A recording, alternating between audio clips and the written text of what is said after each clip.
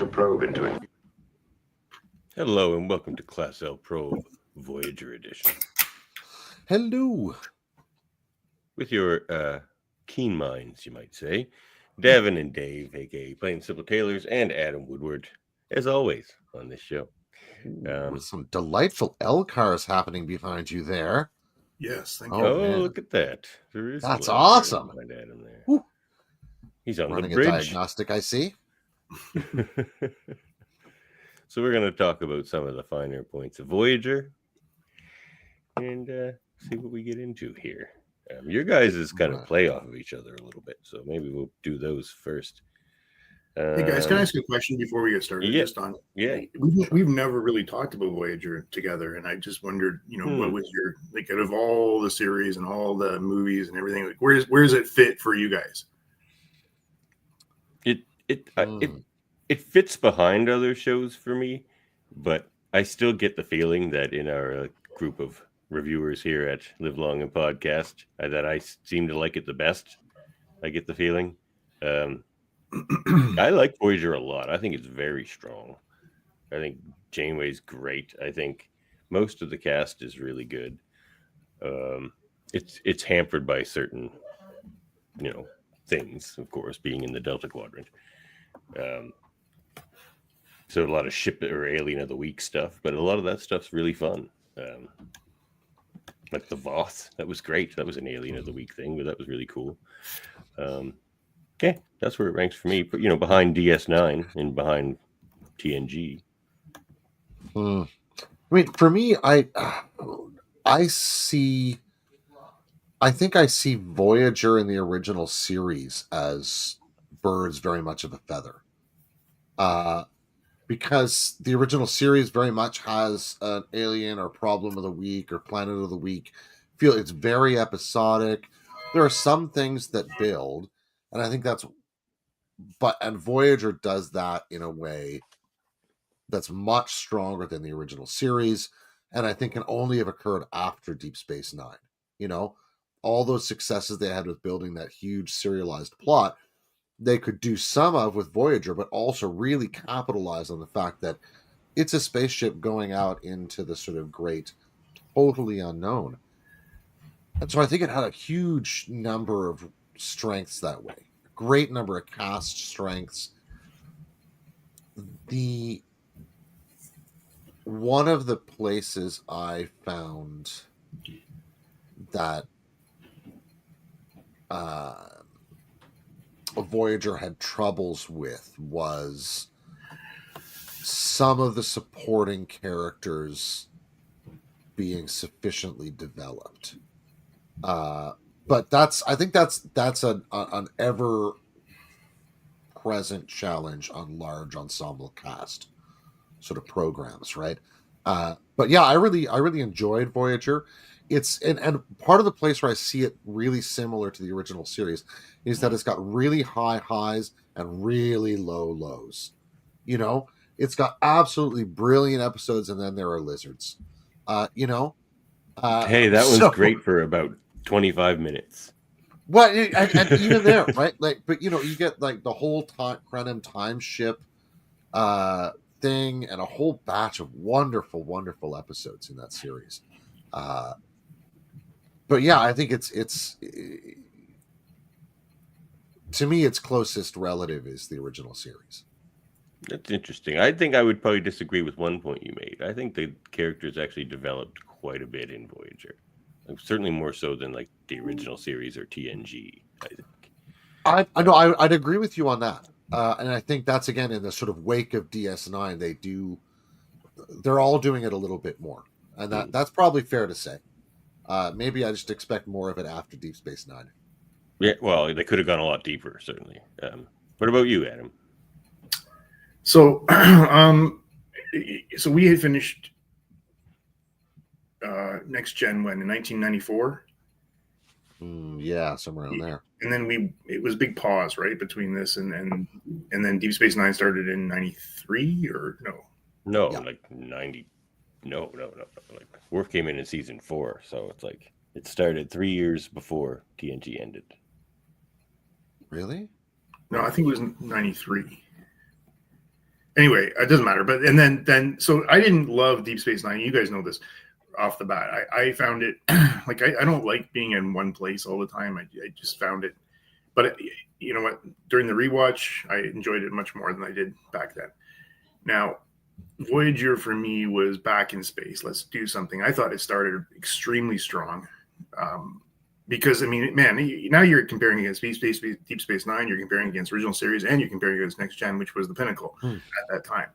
And I thought, like how they ended up in the Delta Quadrant and the Maquis relationship was great. I thought that was cool and neat dynamic to the crew, which you hadn't seen before, but they were forced together.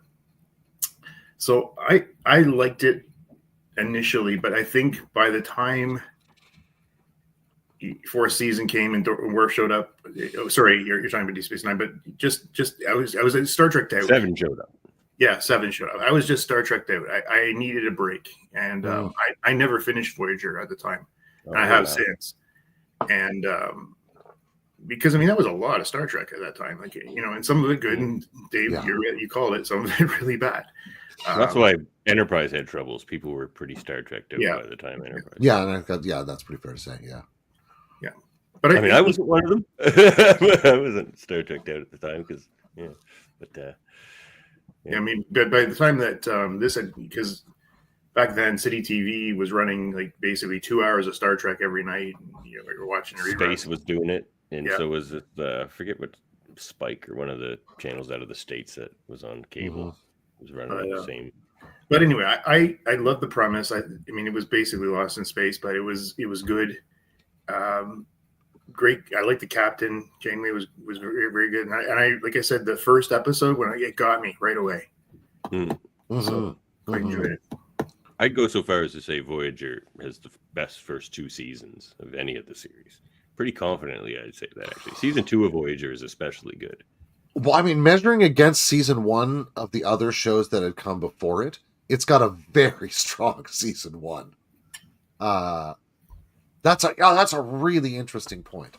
Because I love the other Star Trek series. DS9 is my favorite and everything, but DS9 TNG, the best first 2 seasons. Well, I mean, Deep Space Nine was going up against the best of Next Gen too. I mean, when they launched, I mean, everybody's got Next Gen in their mind and going, how are they going to do anything? So they did a great job. Again, they did it completely different than everything else. Make it stationary, make it very confrontational, very dark. Oh, it is. It goes to the darkest darks. Like people think DS9's the dark one. I don't know if that's true. Maybe in some ways, but man, Voyager gets pretty dark. Like when Janeway just locks herself in a room for months because she's depressed. Like that's pretty dark shit. Pulls a Howard Hughes, man. She's there. Yeah, I agree with you. I think that you think about season like the third to last season with Deep Space Nine was really dark. And anyway, I was just curious because we'd never talked about this. We've really never done anything with the Voyager in this channel. So I'm kind of antsy for the Voyager review series on this network. I kind of just thanks for asking it. Yeah. All right. Well, let's get into. So which pro are we launching first here? Adams. Well, hold on. No. Let's do another one first, okay? Yeah? I gotta get.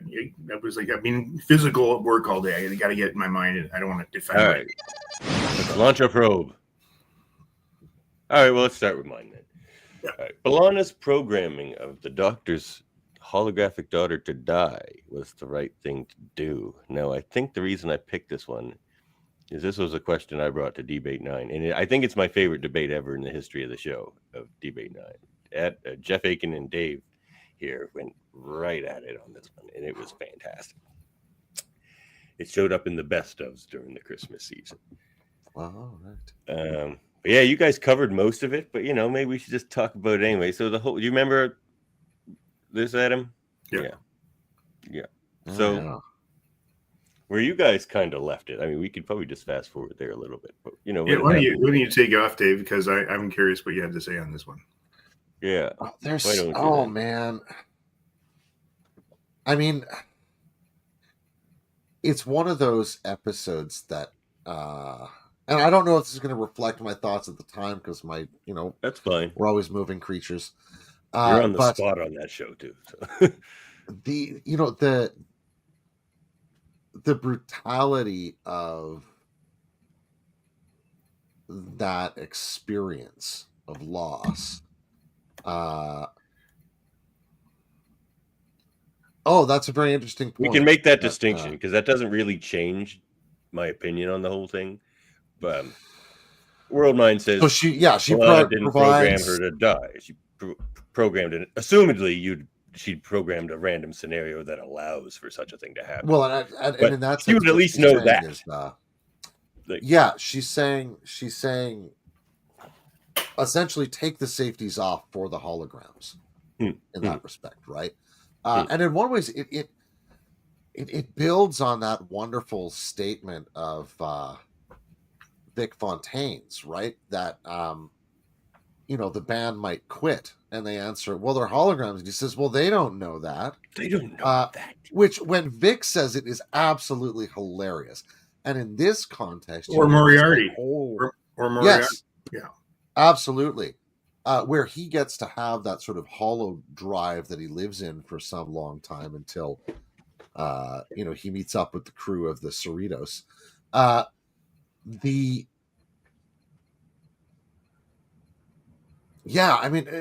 It's like problem is tragic version of that. It's not funny. Right?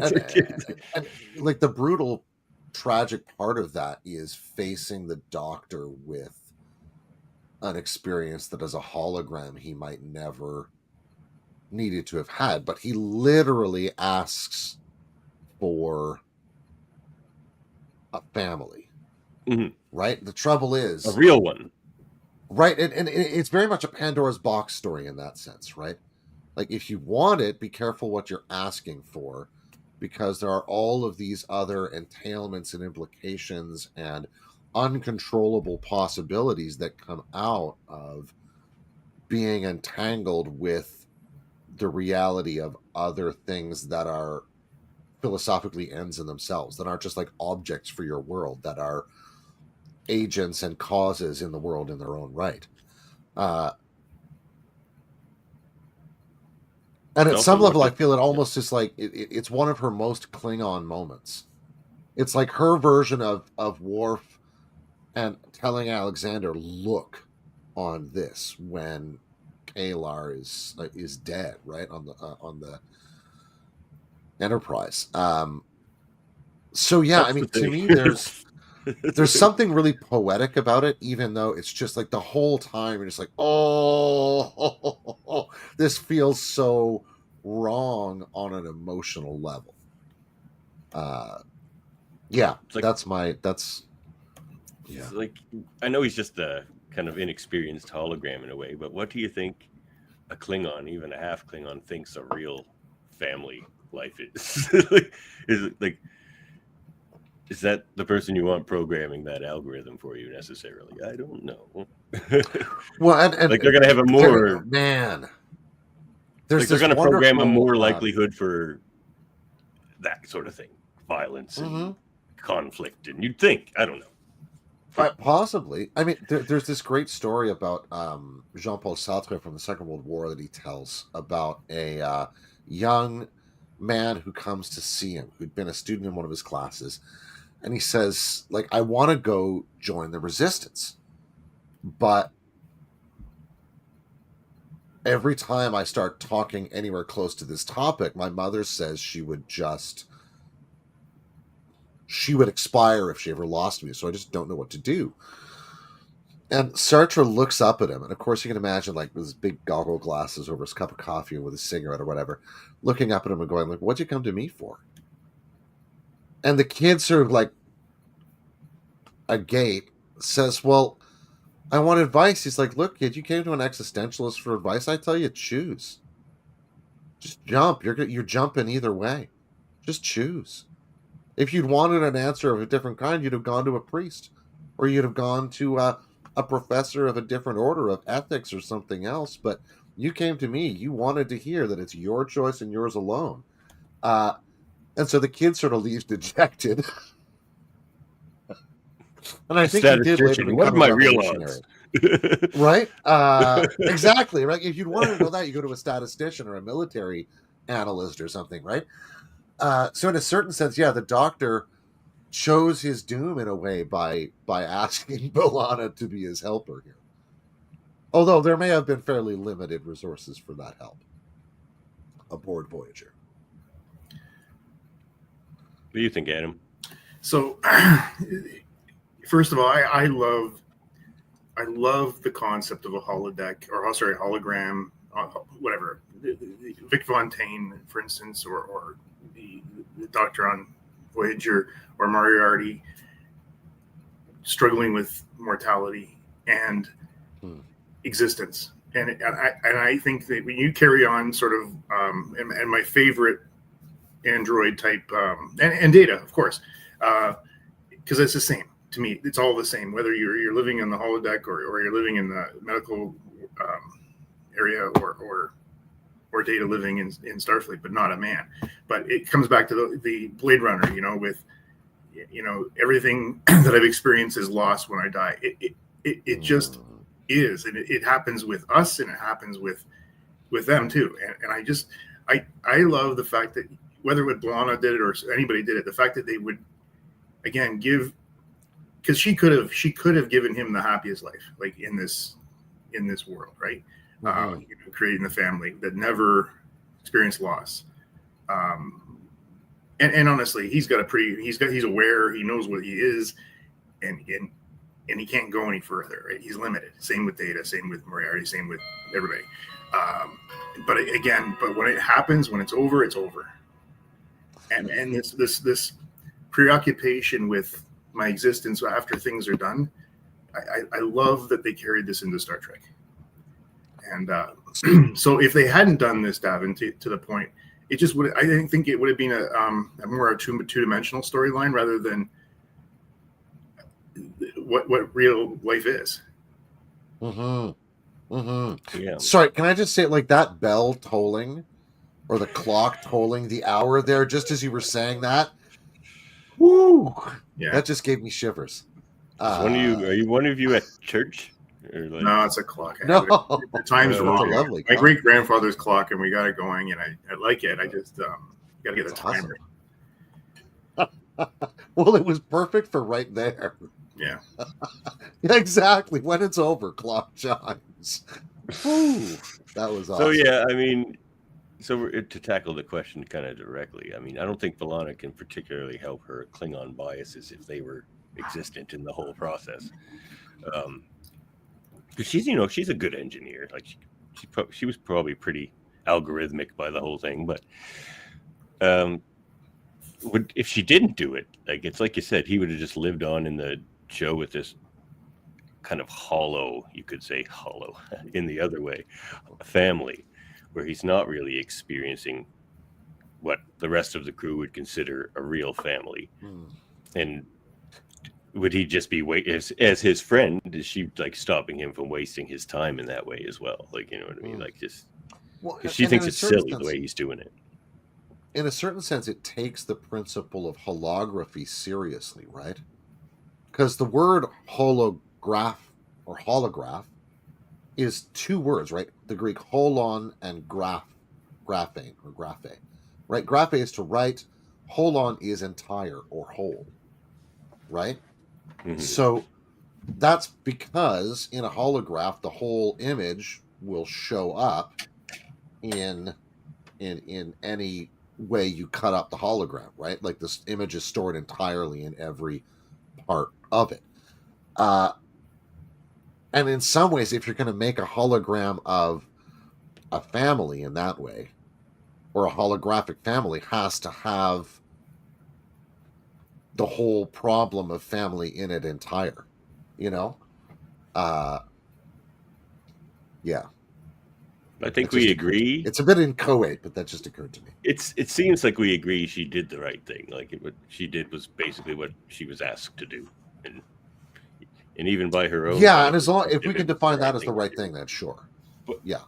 Well, ethically, there may be no right thing to do there. Yeah, there may be just to the right thing is just to do what he's asked because he's asked you to do that. Yeah. What do you think, Adam? Do you agree with that sentiment? I do. I think it was the right thing, like the right thing to do. Whether, look, to experience it, you have to experience the loss. So it's like life itself, you know. It's messy. And she was, and she knew that going in. She's just like, I'm making something messy for you here, man. Like, I'm sure she didn't know it was going to get that bad, but that's just sad. And then the other part of me goes, this is a guy who, you know, I love this character through Voyager. I think he's one of my favorite characters. But it's fantastic. But the evolution of this guy, yes, has been amazing, because it could have been just a very boring character through the whole show, and maybe there for comic relief, but they made it deep, and they made him care, and he was great, and he was the perfect actor for that role. You know? Well, apparently that's why he took the role. He thought that same thing. He thought he was just going to be a kind of a comic relief character, and then he like talked to, I think it was Brent Spiner. He's just like, no, when you play the robot, you get to do all the like heavy sort of acting, self-awareness, of finding yourself. It's a real, like, actually, that's a great point, because you look at how far Data went in his character over the 7 years versus everybody else. I mean, everybody went far, but he went the furthest, for sure. And probably the best role, best acting. You know, if you think about some of the stuff he did over the years, and I would agree with Robert Picardo as well. He did a great job. Yeah. All right. Well, should we fire another probe? Let's do it.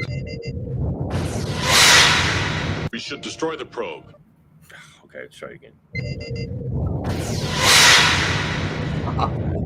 Worf's always trying to. He doesn't like all these words. Our probe attrition rates are high because of that Klingon. That's what I'm saying. Yeah, it's true. Well, yeah, they're not cheap.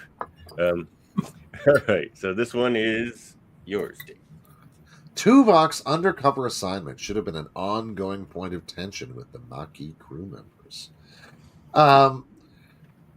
I'm like a big fan of The Wire and programs like that, where this question of sort of shifting loyalties and where somebody's going to land are always in play. And that certainly characterized a big segment of the first couple of seasons of Voyager, particularly the first season, as I recall. But yeah, Tuvok was always relatively unproblematic after he revealed himself to be a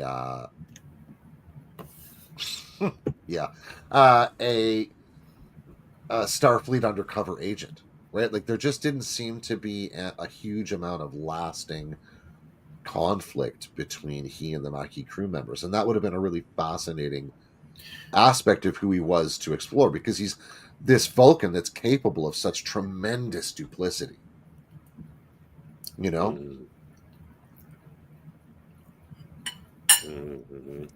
Yeah. No, you're right about that. I mean, if anything, it seems like their takeaway of, well, most of them, there were a couple episodes where there was that tension, where they showed like him and Chakotay really don't get along, and like when he was training those young Maquis cadets, running them through their paces, like, I mean, they more just didn't like him because he was Tuvok more so than Starfleet, except for that one kid. Jerk. Yeah, well, yeah. 3 more laps around the cargo bay. Oh my god! So, yeah. Oh man, that's a pretty funny episode, actually. Yeah. Yeah, it's a great episode. But they're like, there's some laughs there. There's some other things you can get, but yeah, they didn't. No, but yeah, my other point was going to be like, his takeaway of the Maquis crew members was more that they were probably not very trustworthy, because that's why he created that whole simulation that we'll talk about in the next question. It's just to train for that maybe likely scenario in his mind, until he decided to put it away. Like, there's a nice moment in that episode where he's just like, I deleted that scenario because I didn't think it was realistic anymore. And their takeaway of him was that even though he was like a mole, that was his job. Like, their takeaway of him, the Maquis crew members, was that he was probably honorable and not lying, and like, you know, right? Which is, I find fascinating, right? Like, has anybody in an organization ever discovered a mole? Like, oh yeah, that guy's probably a good dude. You know, Well, a lot of them were this guy. Starfleet, right? So they could have been that guy that was sent in to. Yeah, just that. yeah, It did. that's true. Maybe they were just working on him the whole time, eh? But this is interesting because it does relate to the next question. But when you think about the whole Seska and company mission or submission, really to take over, and but they just like it seems like Tuvok was just forgotten. Okay, we're going to be part of the crew, and it's over. And I think this is where it comes back. It was a little too tidy, honestly. I think so too. Like certainly, like the first season should have been just rife with that sort of thing. Oh, I mean, mistrust. there was a bit. Yeah. But, Like I would have probably enjoyed more of like looking to Chakotay for direction rather than Janeway and just accepting. But it just fell into line a little fast. Maybe it didn't, but looking back and having done a couple of rewatches on it, it seems like it did.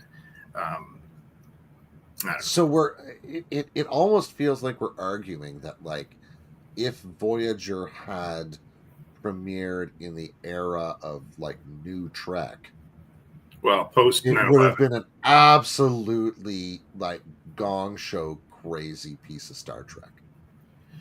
Like, can you imagine, like, in the era where sort of Discovery is premiering? I think anything and other people, it would be, yeah. I think anything post 9/11 is when TV really changed. You know, when you look at Battlestar Galactica, for instance, that was really, really dark compared to this. But that's true. Yeah, great too. but is the whole thing yeah? just That's the a fair point. And the other question too is the other question here I have is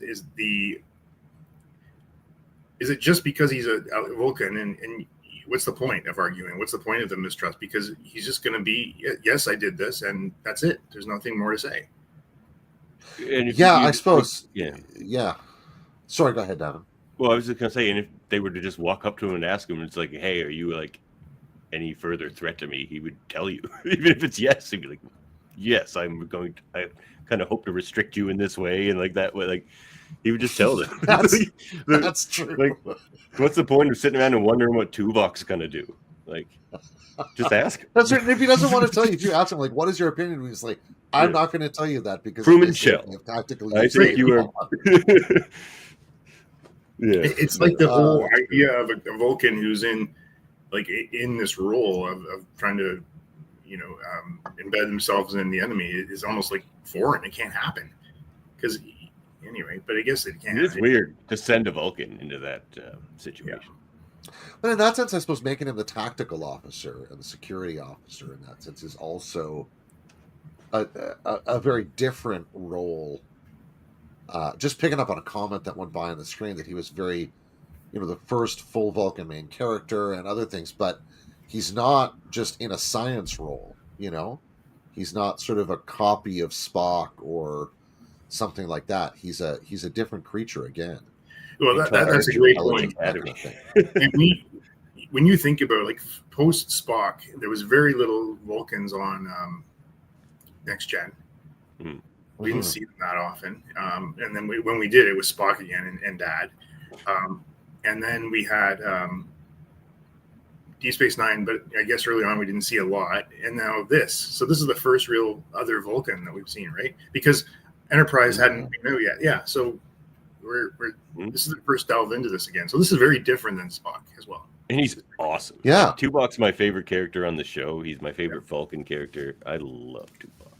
Well, and we also had seen like the side of sort of racist, supremacist Vulcans in DS9 and Enterprise. All sorts of different sides, right? And so this character as a complex but highly moral guy, maybe that's the real story they're trying to tell, that people would say, okay, fine, like we basically knew Tuvok, he had just allowed us to come to conclusions about him which were incorrect for the purposes of his investigation, So it's logical for him to do based on his mission. Right. I can't even stay mad at the friggin' Vulcan. But yeah, it does seem like they could have heated that up a little more. Yeah. Even just between Chakotay and Tuvok. Yeah. Make that kind of a bit more open. Yeah.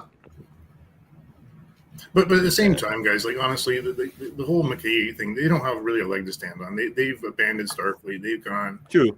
You know. Well, particularly aboard this Starfleet craft, they're in a very they're in an invidious position that way. You know. Well, absolutely. That's a pretty good segue to the next question, I think. Well, where do we stand on this one here? Yeah, I guess we all think it probably should have maybe had a little more. I think we're all saying like we would have liked to have seen more of it, but we may well understand why reasons they might not have. But you know, I'm not saying I'm unhappy with what they did, because I mean I think they still had the underlying unhappiness of this crew and what they wanted to ultimately achieve. Because if they went back to the Alpha Quadrant, they'd go right back, you know, fighting with Bajor, and that'd be it. Like one of the strengths of this show for me is like of all the series, even my beloved Deep Space Nine, I might go so far as to say this cast feels like the most like a bunch of people that work together in their like they feel like kind of have that familiarity with each other and more organic relationships, I guess. But all right, let's people move on living to in this. a sardine tin with each other. Yeah. Fire a probe. Voyager would have gotten home faster if the mutiny had been a real thing. Adam, what's up with this one? Listen, I think there was one objective here, ultimately, to get home. Hold on, clock's going again, Dave. Jeez, have we been another hour already? Is beautiful. Time flies when you're having fun. Every 15 minutes. See, I'm learning this. So, but my point being is that they have one objective really is to get home, right? And now the Starfleet part of the crew, including the captain, you know, they're like, you know, a squirrel, you know, we're here, might as well explore. What's science over there? Yeah, that's true. So Borg. Yeah, exactly. Like they get distracted very easily, this crew. Yeah. You know.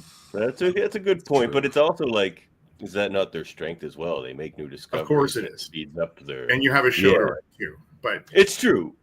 But it's the closest comparison might be if we think the Maquis are very cutthroat people, and maybe they would be. I don't know. It'd be like the Equinox, or what was it called? Look, if they have one objective, is Captain Ransom. Right. But they have one objective is to get back and fight this war, and that's what. And honestly, the fact that everybody, it is they're how far from home? Like, how many years does it take to get 80,000 light years. Yeah, 75 years from home, I think, wasn't it? See, my whole thing is like you might as well just accept it. We don't know whether we're ever going to find another wormhole or whatever to get home quicker. Like you're out there. First of all, you got to make sure you're safe. You got enough supplies, and you got a working crew. And that objective, those orders, in my opinion. Now, but if you had the mutiny going on, it needed to be shut down. Like there's no question, because there's too much. Like Janeway's the captain in the story. Done. And by the way, I love Chakotay in this whole thing. I think he was great. But the idea that they would have got home faster, 100%. They wouldn't be distracted. They wouldn't have the Starfleet. They wouldn't have the Starfleet mentality to do this. Here's why I disagree. I don't think Rudy Ransom was getting home faster than Voyager. Voyager caught up to him. So I don't think being cutthroat is necessarily the way to go. I also think if you're 75 years from home and you're just like, well, no, you just don't get distracted, you beeline. But when you're beelining over 75 years, so it's just like what? So you get home in 70 years instead of 75, where what your real best chances is looking for new discoveries and shortcuts. Like that's your only way to not be there forever. If you actually want to get home and see your family, you have to look for like crazy unknown ways to get places, which they know exist because it's how they got there in the first place. But so that's why I sort of disagree with that one. I don't think they would get home faster. I think, the Maquis would have got home in like 60 years. 70 years or something. Well, I mean, ultimately, well, I suppose, because in one way we can argue, would they have beat 7 years? Yeah. But I think what we're really working with is sort of from the time of season sort of 1-ish, where we're really stuck with that 75, 70 year number. Is there a different plan that other crew members could have had, which would have gotten them home sooner? Which they would have, if they would have proposed them to Janeway, and we would have gotten that episode.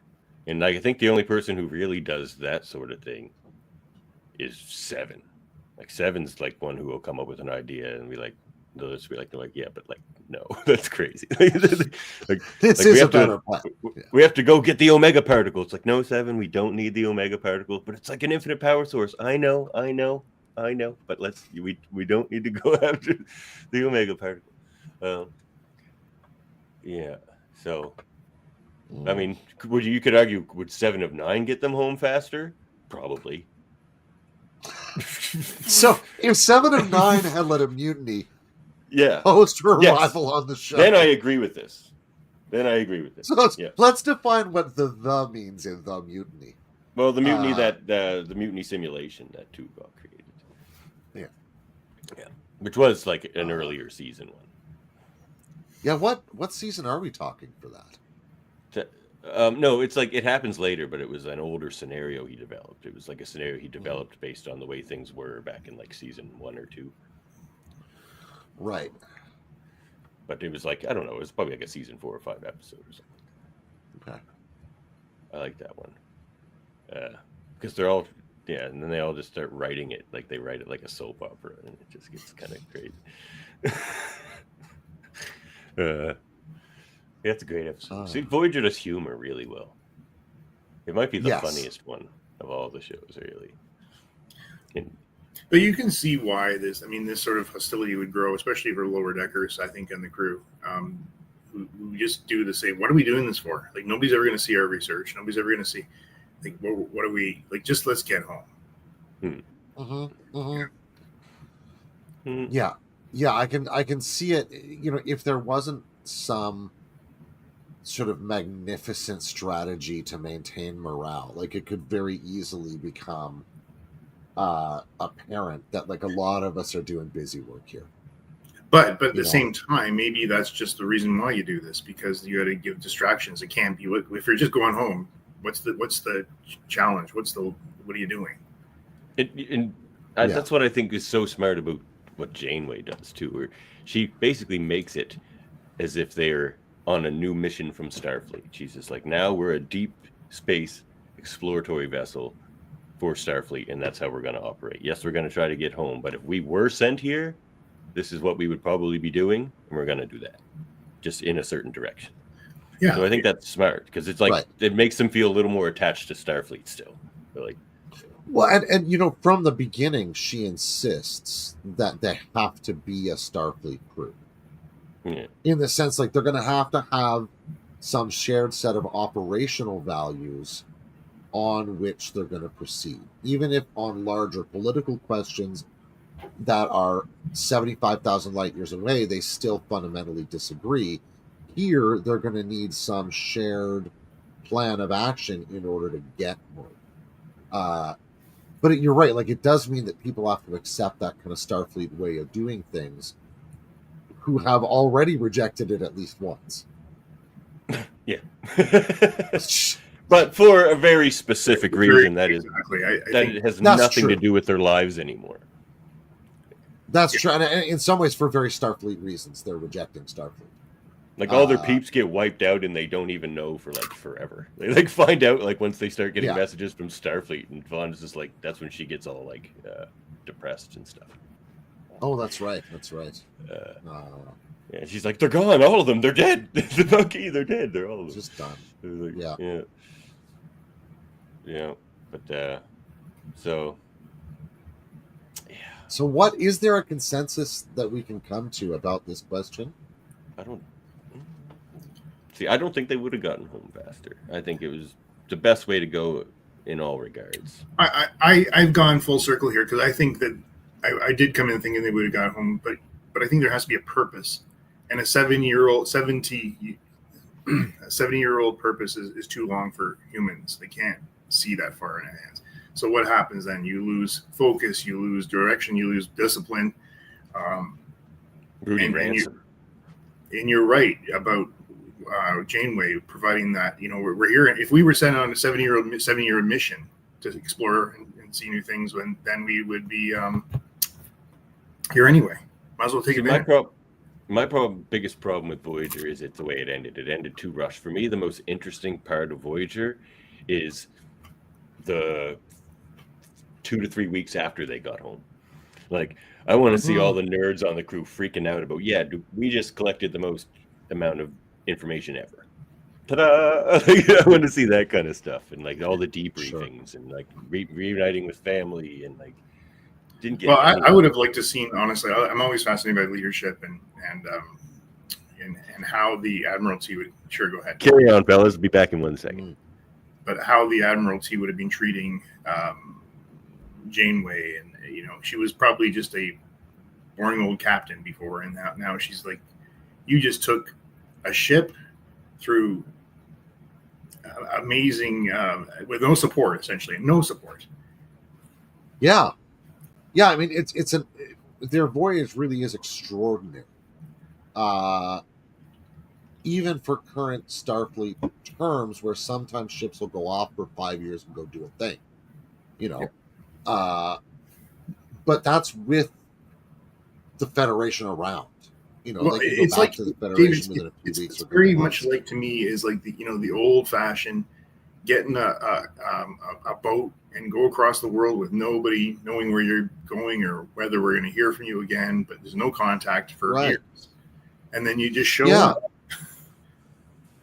Yeah, precisely. Right. And having been, I don't know how many times any of you guys have been lost anywhere. I've been lost a couple of times. I got lost underground once. I've got lost other places before. I was a hitchhiker for a time. I just didn't know where I was a lot of the time. Right, fair enough. Right, like the sense of having a place you're going to, or a purpose to hold on to that moves you through, and can orient you when you're confused or hello over there. Dave. Hello, Ursula. That can sustain a project beyond what I think Adam quite rightly points out is probably too long for your average human attention span, right? Like, we do things that, I was thinking medieval cathedrals took sometimes 200 years to build and generations of people, but they all were like, no, that thing over there, that one with the tower we still got to finish, that's our project, right? Like, you could look at it and say, like, that's what we do here. We're going to build this thing. Those kinds of projects, right? But for one of these, the purpose is necessarily either extremely proximate, like survival, stay alive, do that stuff, or it ends up going further and further and further into the abstract, like getting home. And then how do we make that real on a constant basis that can continue to like inspire and motivate? Whew. Yeah. Short story long, I don't want to be a Starfleet captain right now. Just for I don't think it's a good job. Some way we could probably do another show just on the leadership styles of Sisko, Picard, and her, and we sort of did. We did a leadership episode of Locutors of Trek. So go back and check that out. I'd love to talk about this further because I think we had Jeff Aiken from the Starfleet Leadership Academy on for that one. Because when you think of it, like, she had no direction, and she's got to keep a crew together. She's got no support really because she's the captain. Mm-hmm. Man, that's a tough job. Like, in some ways, it's no wonder that she ends up in a room for like several weeks at one point, right? Just overwhelmed. Sorry, what did you say, Davan? I said we'll do a special called Probing the Captains. Yeah, we should. I think that'd be good. Fill it with the noises from that episode where they reattach Riker's arm. Yeah, have Deanna that's a great as a sound effect, actually. I should get that. Yeah. Oh man. Yeah.